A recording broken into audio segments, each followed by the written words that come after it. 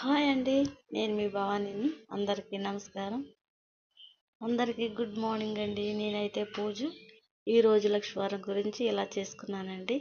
మీరైతే ఎలా చేసుకున్నారు నాకైతే కామెంట్లో చెప్పండి. అలాగే పూజ చేసుకునండి. ఈరోజు టీ తాగుతున్నాను. మీరైతే ఎలా చేసుకున్నారో చెప్పండి. నేనైతే ఈరోజు టిఫిన్ వేస్తాను పిల్లోడికండి.